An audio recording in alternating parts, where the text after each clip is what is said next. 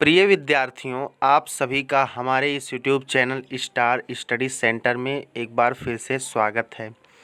इस वीडियो में आप सीखेंगे यण संधि के विषय में।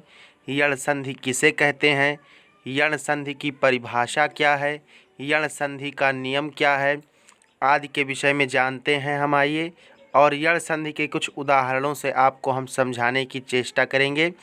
तो चलिए बिना देरी किए आज का वीडियो हम शुरू करते हैं। तो जैसा कि आप स्क्रीन पर देख पा रहे हैं, यहाँ पर मैंने लिखा है यण और उसके बाद में मैंने लिखा है संधि। ये आपका वीडियो का टॉपिक है। कौन सा टॉपिक है? यण संधि।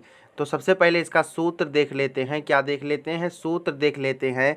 तो यण संधि का सूत्र है ई को यणचि। क्या सूत्र है? ई को यणचि, यानी ई को या हो जाना। अगर कहीं पर ई लिखा हुआ है ह्रस्व या दीर्घ, उसके बाद कोई भी स्वर आता है, असमान स्वर आता है, तो उसके बाद ई का या हो जाता है। यही कहता है हमारा सूत्र ई को यणचि। उसके बाद देखिए नियम क्या कहता है इसका। यदि ह्रस्व या दीर्घ छोटी ई, छोटा ऊ, री, ली के बाद कोई असमान स्वर। अब यहाँ असमान स्वर क्या है? जैसे हम दीर्घ संधि पढ़ रहे थे तो छोटा आ के बाद छोटा आ ही आता था, या छोटा आ के बाद बड़ा आ आता था, या बड़ा आ के बाद बड़ा आ ही आता था, कोई अन्य स्वर नहीं आता था। तो वहाँ पर समान स्वर था। और उसके बाद में देखिए यहाँ पर असमान का अर्थ हुआ यदि छोटा आ है तो उसके बाद ई आ जाए, या छोटी ई है तो उसके बाद छोटा आ जाए, ऊ आ जाए, ओ आ जाए, आदि आ जाए, इनमें से कोई, तो वहाँ असमान स्वर हो जाते हैं। तो यही हमारी सूत्र जो है परिभाषा कहती है। यदि ह्रस्व या दीर्घ ई, ओ, री के बाद कोई असमान स्वर आ जाए, तो यदि ई लिखा है और बड़ी ई है तो उसका या हो जाता है, ऊ का वा हो जाता है, री का रा हो जाता है और री का ला हो जाता है। कैसे? आइए हम उदाहरणों द्वारा समझते हैं। आप यहाँ उदाहरण देख सकते हैं स्क्रीन पर। सबसे पहला उदाहरण जो दिया गया है यहाँ पर, सबसे पहला उदाहरण है अति धन अधिकम। मिलकर के क्या हो गया है? अत्यधिकम। अति शब्द में ई है और अधिकम शब्द में आ है। ई शब्द और आ शब्द, सॉरी, ये दोनों अक्षर हैं, लेटर हैं जिसको हम कहते हैं। तो ये जो छोटी ई लिखी हुई है और छोटा आ लिखा हुआ है, देखिए ये क्या समान है? क्या कहा आपने? समान नहीं है। तो ई के बाद यहाँ पर आ आया है तो यहाँ या हो गया है, यानी अति धन अधिकम बराबर अत्यधिकम। ई को या हो गया है। दूसरा उदाहरण देखिए अति धन आचारा। यहाँ पर भी क्या है? यहाँ पर छोटी ई है और आचारा में एक असमान स्वर बड़ा आ गया है। क्या आ गया है? बड़ा आ गया है। तो ई और या जब मैच करते हैं तो क्या बनता है? या बनता है। क्या बनता है? या बनता है। इसलिए इसकी संधि क्या हो गई? अत्याचारा। उसके बाद का उदाहरण है यदि धन अपि बराबर यद्यपि। इसके अंत में ई आया है और इसके पहले में आ आया है। ई और या दोनों का योग हो रहा है तो क्या हो जाता है? यहाँ पर या हो जाता है। उसके बाद आपका है नदी धन आगमन नद्यागमन। देवी धन आलय बराबर देव्यालय। प्रतिधन उत्तरम। अब यहाँ एक बात समझने की कोशिश कीजिए।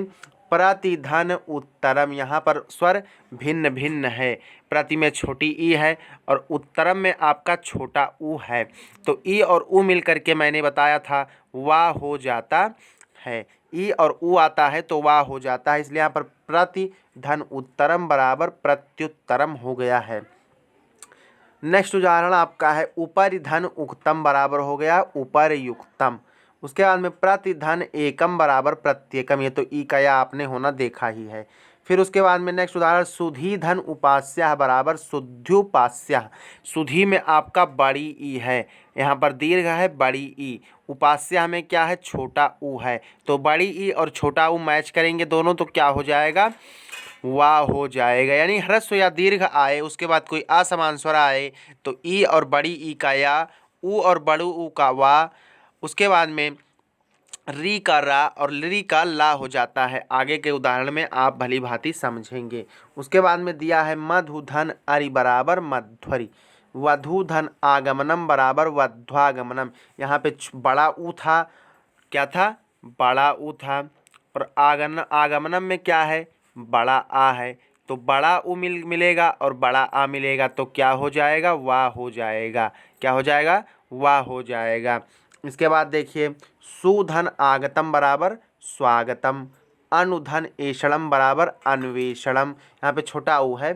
पितृधन आज्ञा बराबर पित्राज्ञा, यहाँ पर री था, यहाँ आया है, इसके बाद में संधि होने पर पित्राज्ञा यानी रा हो गया है।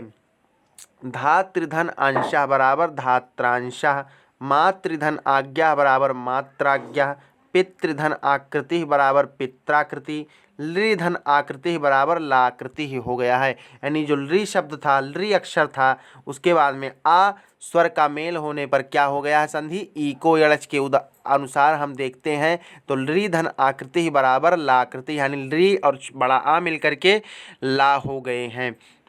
तो ये थी आपकी संधि। इसके पहले मैंने 3 संधियाँ आपको बताई हैं, 2 संधियाँ बताई हैं। दीर्घ संधि स्वर संधि के अंतर्गत आता है, या गुण संधि आपको मैंने बताई है। तो उन संधियों को अभी तक आपने नहीं देखा है तो मैं प्लेलिस्ट में मेरे जाइए, विज़िट कीजिए, वहाँ पर आपको मिल जाएगा। कुछ समय बाद आपको आई बटन में भी मिल जाएगा। उसके बाद में आपको मैंने डिस्क्रिप्शन में भी लिंक दे दिया है, आप वहाँ से देख सकते हैं, क्योंकि बिना पूर्ण तैयारी के कोई भी परीक्षा बीट नहीं होती। नेक्स्ट वीडियो के लिए हम फिर मिलते हैं।